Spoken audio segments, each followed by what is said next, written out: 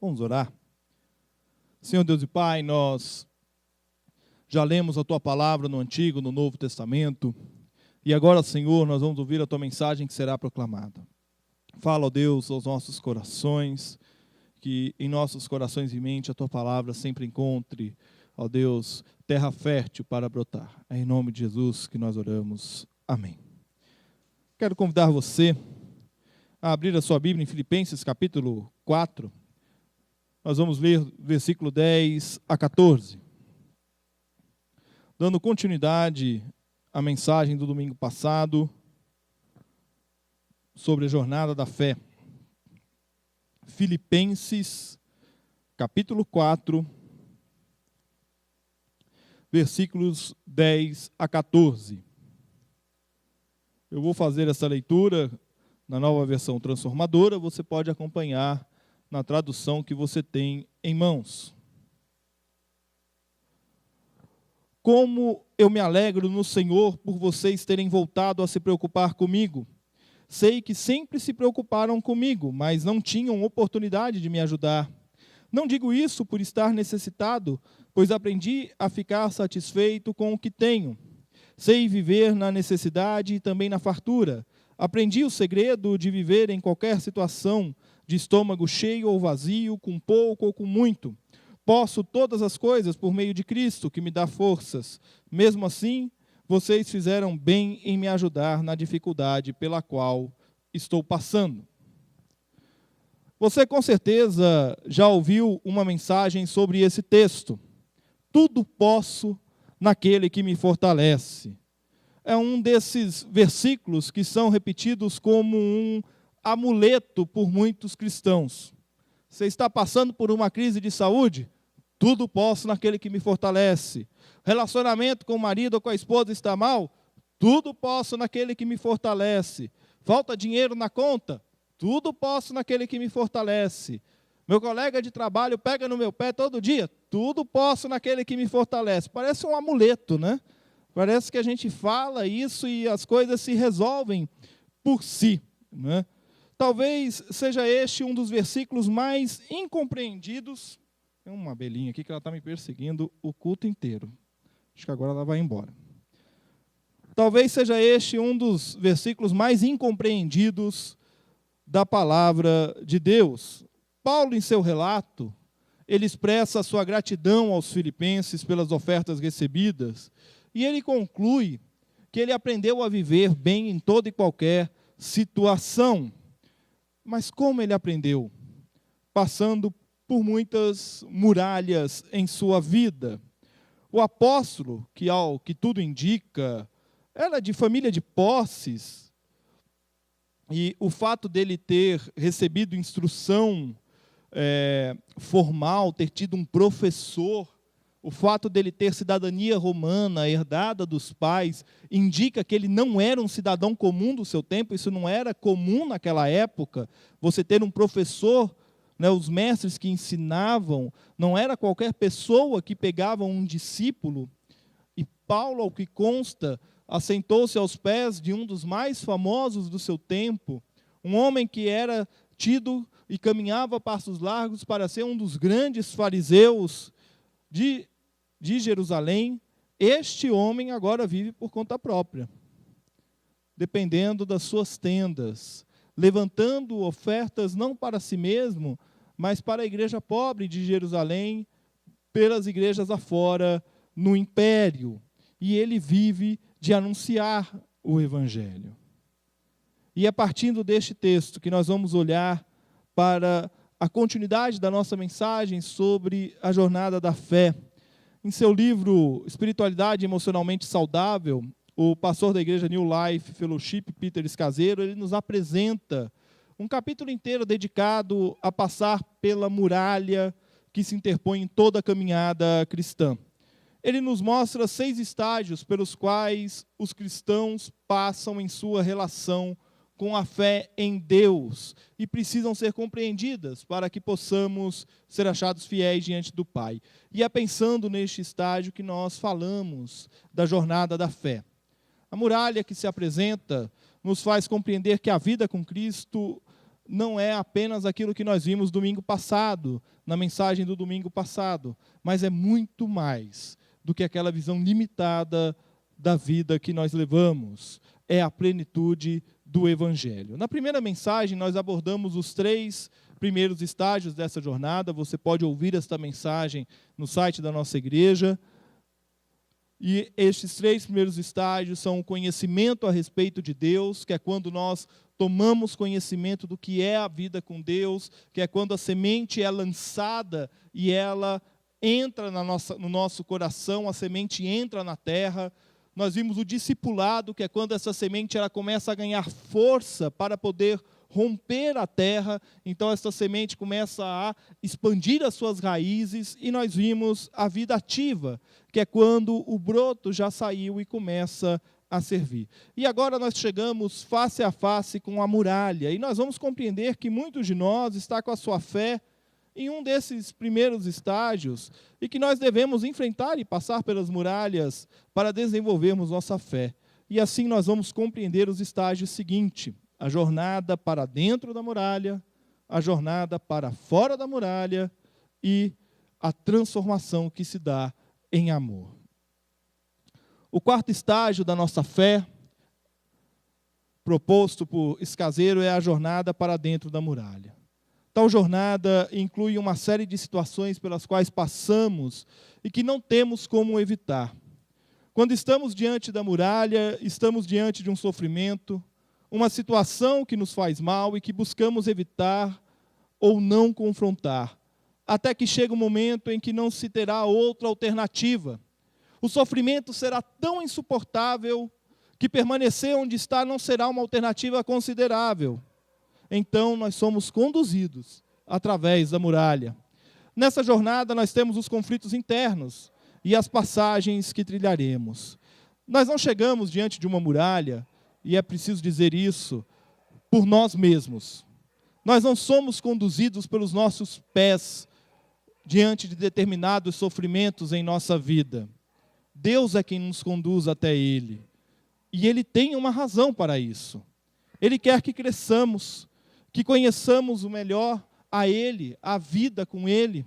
E diante da muralha, nós tendemos a nos retrair ou a bater de frente com ela, e isso nos leva a ricochetear e voltar a bater novamente.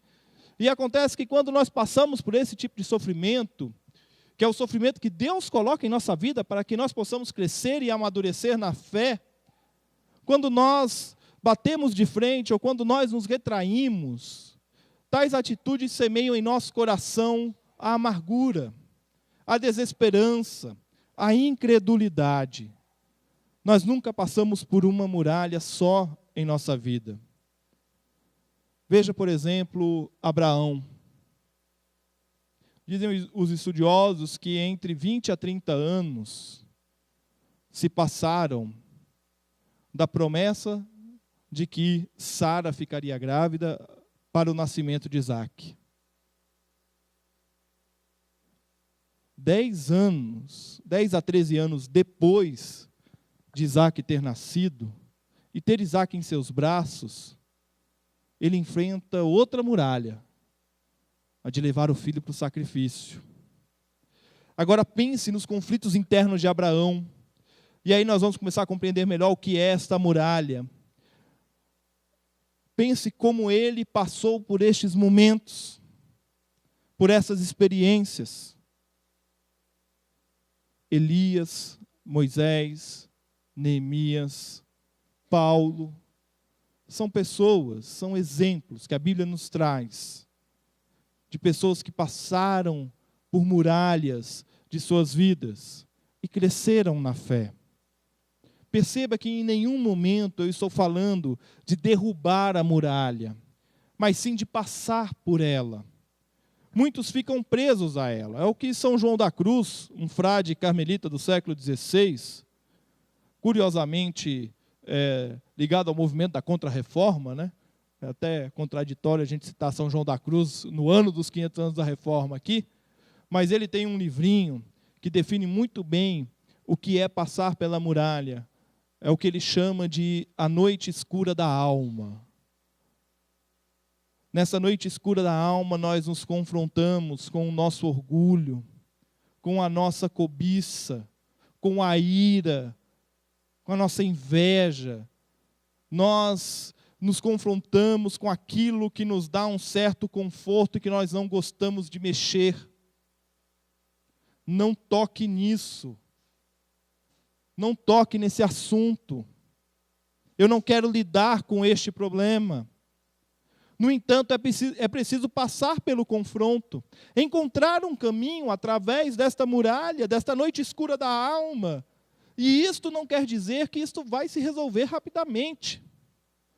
Por isso nós não podemos confundir as tentações e as provações que nós passamos no dia a dia com a muralha. Mais uma vez, pense no exemplo de Abraão e a longa espera pelo filho. O quanto isso deve ter consumido o orgulho de um homem inserido numa sociedade patriarcal e que tinha na quantidade de filhos a expressão do poder daquela casa. E o tempo passando e nada de ter filhos. Pense em Sara, que numa sociedade onde a mulher deve ser mãe de muitos filhos, enfrentar 20, 30 anos de ausência, de cobrança dos outros e de si mesma. Uma muralha não é uma provação, mas é uma jornada pela qual Deus nos leva. Alguns a chamam de deserto. E talvez essa imagem seja a mais conhecida. A grande questão para nós é decidirmos entrar e passar por esse momento, tendo a certeza que em todo o trajeto nós não estaremos sós. Se alimentarmos a nossa fé de maneira saudável, em Jesus, firmada em Jesus, nós teremos algumas reações ao passar pela muralha. Eu estou perplexo com o que Deus está fazendo. Eu não sei muito bem o que Deus está fazendo em minha vida. Ou talvez em alguns momentos, em meio ao sofrimento e à dor de enfrentar a realidade das nossas vidas, dentro da muralha, nós iremos clamar como o salmista clamou: Deus, por que me abandonaste?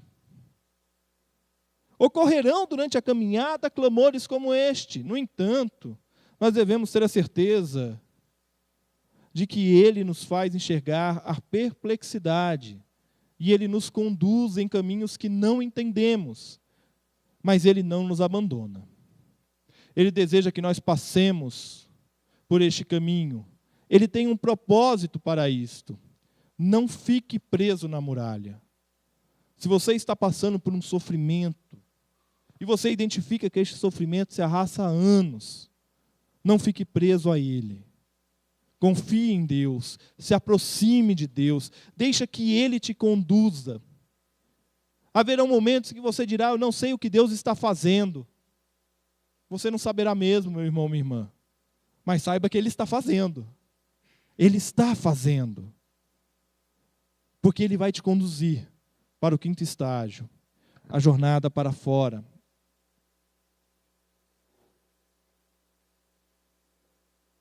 Tendo passado pelas crises de fé, enfrentado as dificuldades de uma jornada interior, nós nos movemos em direção ao fazer, a uma vida ativa novamente. Podemos nos voltar para as nossas atividades e ações agora com mais vigor, com um novo centro de tudo. Não mais faço pelo despertar da minha fé, mas porque Deus de fato é o centro da minha vida.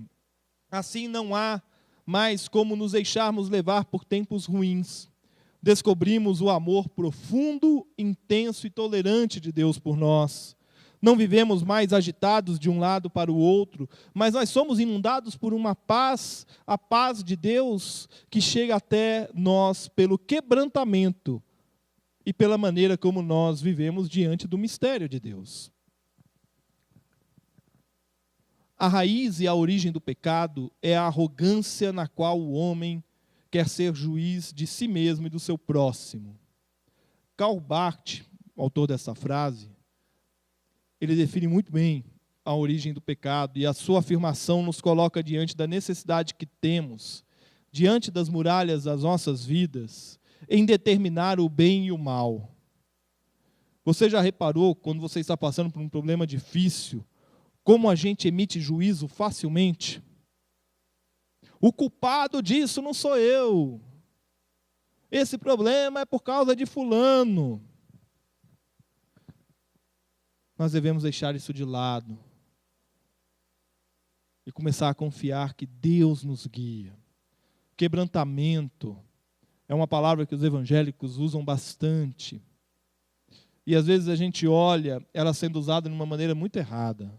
Quebrantamento às vezes é usado como um sentimento, como aquele momento que a pessoa chora profundamente. Mas quebrantamento não é um estado emocional, é uma atitude. Ser quebrantado é reconhecer que nós somos dependentes de Deus em toda e qualquer situação, inclusive diante do mistério de Deus. Uma forma de medir o quebrantamento proposta por Escaseiro, que eu acho bastante interessante, é considerar o quanto nós somos ofensáveis. Não existe essa palavra, né? Mas a gente inventa ela aqui. Se for uma pessoa quebrantada, diante das ofensas, a sua reação não vai ser reagir ou recuar, mas vai ser pensar, olha, eu sou muito pior do que isso que você está falando. Você acha que eu sou muito arrogante, você não tem ideia do quanto eu sou. Eu sou muito pior do que isso aí que você está me ofendendo. Muito mais. Porque uma pessoa quebrantada reconhece o seu estado de pecador e é capaz de confiar e conviver com o mistério com mais naturalidade. Quando Paulo afirma, aprendi o segredo de viver em qualquer situação, de estômago cheio ou vazio, com pouco ou com muito, ele está nos revelando uma postura de profunda dependência de Deus. E depender de Deus é, em última análise, conviver com um mistério. Só que eu gosto de estar no controle. Quem não gosta de estar no controle? Quando eu vou fazer uma viagem, uns 2, 3 dias antes, eu entro lá no Maps, né? Vejo qual é a rota, aí eu pego o ponteirinho do mouse assim, arrasto para lá, arrasto para cá, vejo qual é o caminho mais curto, qual é a estrada que tem menos pedágio. Como tem filho pequeno, tem que ver aonde tem parada, né? Porque você tem que parar. Eu vou lá, estudo tudo direitinho, né? Qual é o caminho para ganhar mais tempo, qual é o mais econômico. O grande problema é que quando a gente olha para a vida com Deus, a gente quer que seja igual o GPS, né? A gente fala para Deus aqui, ó, Deus, é essa rota aqui, ó. Aí Deus fala assim, ó, não, é por aqui, ó. E aí a gente não se conforma que Deus está mandando a gente ir por outra estrada. E a única coisa que Deus está dizendo para a gente é, confia. Confia. Confia. Na maior parte do tempo, nós não temos ideia do que Deus está fazendo por nós. Mas saiba que Ele está fazendo, e isso é conviver com o mistério. Escaseiro afirma acertadamente que um dos excelentes resultados da muralha é a ingenuidade pueril e o profundo amor pelo mistério. A gente passa a se encantar novamente com os feitos de Deus. A gente passa a se encantar novamente com aquilo que é belo na criação de Deus. Há um conforto quando nós saímos da muralha que não havia do outro lado e nem dentro dela. O conforto de saber que Deus está no controle de tudo. Você percebe? Às vezes a gente dizer que Deus está no controle de tudo é inquietante, né? Eu quero saber como o problema vai se resolver. Eu quero que o problema se resolva logo. E Deus está dizendo, confia. E quando nós passamos pelas dificuldades da nossa vida, e somos transformados por Deus, por meio dessas muralhas, esses desertos, nós experimentamos o conforto de saber que Ele está no controle de tudo. Quando saímos da muralha, estamos menos no controle da nossa vida. Esta verdade nós precisamos compreender. Passar pela muralha nos quebranta e nos joga nos braços do Pai, confiando e convivendo com o mistério. Eu não sei o que Deus vai fazer, mas eu sei que será grande, porque Ele é grande. Quando saímos da muralha, nós não somos mais os mesmos. Nós fomos transformados. Nós aprendemos a esperar em Deus, a esperar que Ele vai fazer a vontade dEle. E nós nos desapegamos daquilo que consideramos ser o nosso porto seguro. Aí as palavras de Paulo fazem mais sentido. Tudo posso naquele que me fortalece. Eu não sei o que Deus vai fazer, mas Ele me fortalece. Ele é quem tem o poder. Quebrantado e entregue a Deus, eu tudo posso enfrentar e vencer. Não por mérito meu, mas pelo mérito de Cristo. E tal compreensão nos leva ao 6º estágio da jornada da fé. Quando saímos da muralha, nós não somos mais os mesmos, nós somos transformados pelo amor.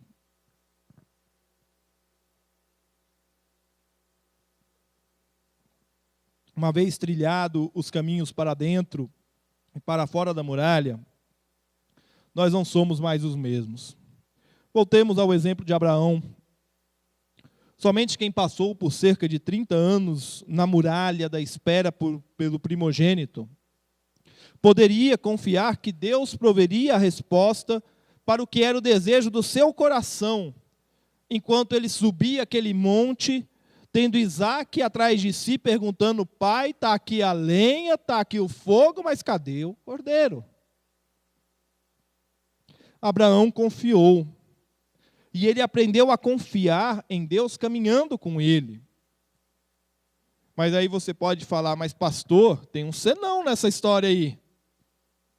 E o filho com Agar? Pois é.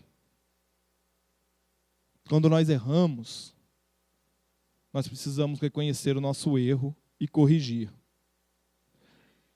Agora, pense comigo. Abraão manda Agar para o deserto junto com Ismael. Manda embora. E ele não tem mais notícia daquele filho. Pouco tempo depois, Deus pede Isaque. Pense no tamanho da muralha que foi subir aquele monte com Isaque. Pense no tamanho do sofrimento que foi para Abraão, sabendo que ele havia mandado para o deserto o seu primeiro filho, com Agar, e que agora o filho da promessa estava sendo pedido em sacrifício. Que loucura, não, gente? A gente não pensa nesses detalhes da história, né? A gente costuma olhar para o sacrifício de Isaque e pensar: não, Deus pediu Isaque, mas ele foi lá e mandou o cordeiro. Pense em tudo isso que Abraão passou. Quando nós erramos, nós precisamos reconhecer o nosso erro e corrigir. Assumir que nós não somos donos de nós mesmos. Deus prometeu cuidar do filho rejeitado de Abraão, por Abraão. E tal qual ele lançou fora, Deus agora estava pedindo Isaque. Ele estava pedindo Isaque. Mas Abraão saiu daquele monte transformado. Ele não era mais o mesmo. Como você reage quando o seu erro é exposto? Eu tenho visto nos últimos dias pessoas que não admitem que erram, que não reconhecem seus erros e fazem de tudo para prejudicar o próximo e o reino de Deus. Uma pessoa que não consegue admitir os próprios erros não pode ser chamada de cristã. Encarar o erro e reconhecê-lo é nossa resposta diante do amor de Deus. Nós não devemos temer o erro, pois o perdão de Deus é sobre nós, e seu imenso amor nos acolhe e nos mostra como corrigir nossos erros e não errar novamente. Ser transformado em amor é enfrentar a realidade dos nossos erros e buscar a reparação. Mas poucos estão dispostos a trilhar o caminho da reconciliação.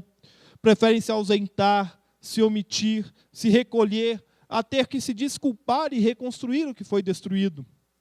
No entanto, Deus nos assegura que nós não precisamos temer. se formos firmados e transformados em amor. Diz 1 João 4,18, esse amor não tem medo, pois o perfeito amor afasta todo medo. Se temos medo é porque tememos o castigo, e isso mostra que ainda não experimentamos plenamente o amor. Gosto demais desse texto de 1 João 4,18. E este texto pode ser lido à luz do que Paulo escreveu em Filipenses 4,13. Posso todas as coisas por meio de Cristo que me dá forças. Ser firmado no amor de Deus, eu não sei o que é descontentamento, mesmo passando fome ou com poucos recursos para viver. Aqueles que passam pela muralha são capazes de amar incondicionalmente, pois experimentaram o amor incondicional de Deus. E eles experimentaram este amor em meio às trevas e sofrimentos de suas vidas. E o próprio Paulo é um exemplo disso. A gente já falou sobre isso aqui em outras ocasiões. Quando a gente abre em Atos dos Apóstolos, capítulo 9, e a gente lê que Paulo ali cai do cavalo, é conduzido para Damasco, vai lá na casa, está cego, não consegue enxergar, sua vista é restaurada. E aí ele passa a aprender do Evangelho. E então ele passa a pregar o Evangelho.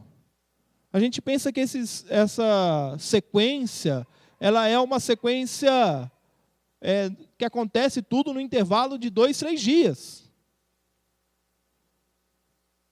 Mas da queda do cavalo ao início do ministério de Paulo, nós temos aí uma jornada de 10 anos aproximadamente. E aí é uma muralha, ou são enormes muralhas que Paulo tem que vencer. Você imagina vencer a muralha de se ter tudo para agora não ter nada. De perseguidor a perseguido. De malfeitor ou maldizente da palavra de Deus e de Cristo para proclamador de Cristo. Imagine encarar a família, os círculos de amizade. Imagine tudo que Paulo teve que reconstruir em seu caminho para que ele iniciasse o seu ministério em viagem missionária. Mas não há o que temer.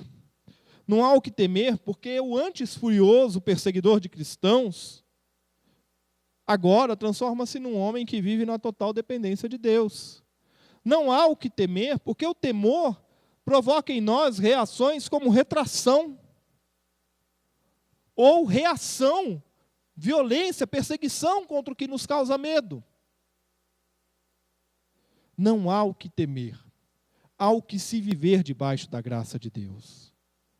Nós vimos como devemos nos colocar diante do erro e da falha de nossas vidas e reconhecer que precisamos mudar e buscar a reconciliação. Se nós estamos firmados no amor de Deus, nós não devemos temer trilhar tal caminho. A vida é difícil.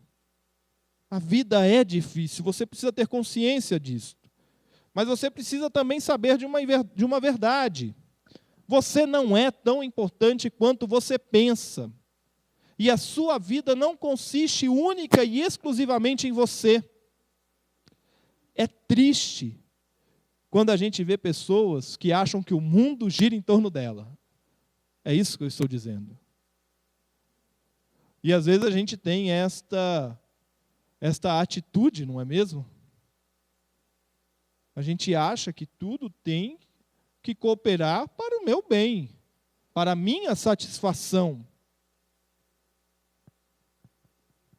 Mas saiba que a vida, ela não consiste única e exclusivamente em você, porque você não está no controle dela. Nós não estamos no controle da nossa vida. Nós caminhamos para a morte, um dia nós vamos morrer. Mas lembre-se que o propósito de Deus é que ao final da jornada, nós tenhamos trilhado o caminho da vida. e trilhado este caminho em união amorosa com Ele. União que se consumará na eternidade. Lance fora o medo. Experimente o amor de Deus. Concluindo. Jornada para dentro, jornada para fora, transformados em amor. Você já trilhou estes caminhos em algum momento da sua vida com Cristo? Peter Escaseiro diz que a jornada com Jesus nos chama a uma vida de devoção inseparável dele. Isso requer que simplifiquemos nossa vida, removendo distrações. Parte disso significará aprender a sofrer nossas perdas e aceitar o dom de nossos limites. E diante de nossos limites, nós somos convidados a afirmar com fé que eu posso todas as coisas por meio de Cristo, que me dá forças. Não significa que você vai sair por aí fazendo a sua vontade de qualquer jeito, realizando os seus desejos de qualquer maneira, mas sim descobrir o segredo de estar contente em toda e qualquer situação, sabendo que o seu sustento e o meu sustento, tudo o que precisamos, vem de Deus. Tudo o que nós precisamos vem de Deus. E é em Cristo que nós temos acesso. Ao terminar essa série de mensagens, de 2 mensagens, eu espero que você seja incomodado pelo Espírito Santo a conhecer mais de Deus e resolva trilhar o caminho do discipulado, resolva passar pelas muralhas de sua vida acompanhado de Deus que está contigo sempre. O desejo do meu coração como pastor é que você se dê conta que a jornada da fé não é um mero cumprir de etapas, um conteúdo programático, mas é uma caminhada em direção a sermos feitos perfeitos em amor e que o amor de Cristo se torne o nosso amor, tanto para com Deus quanto para com o nosso próximo. Nós sempre fazemos uso da expressão vida com Cristo. Você precisa ter uma vida com Cristo. E nós nos esquecemos que vida é um constante movimento e crescimento. Se buscamos o crescimento do corpo de Cristo, nós devemos buscar o desenvolvimento da nossa fé e da nossa relação pessoal e comunitária com Ele. Nós vivemos um novo tempo, tempo de erguer a cabeça e ver que do alto dos 57 anos da Igreja Presbiteriana Independente de Araraquara, nós somos chamados a levar adiante a chama do Evangelho, que é vida a todo momento para todo aquele que o busca. A jornada da fé, em última análise, é o único caminho que temos para trilhar, pois nós não estamos servindo aos interesses deste mundo, desta sociedade, e nem aos nossos próprios interesses. Nós somos servos do reino de Deus. E diferentemente de outros reis e governantes dos nossos dias, o nosso rei não está lá no palácio, não. Ele caminha conosco. Ele está ao nosso lado. E é por isso que tudo posso naquele que me fortalece. Ele caminha comigo e com você a jornada da fé. Que Deus assim nos abençoe.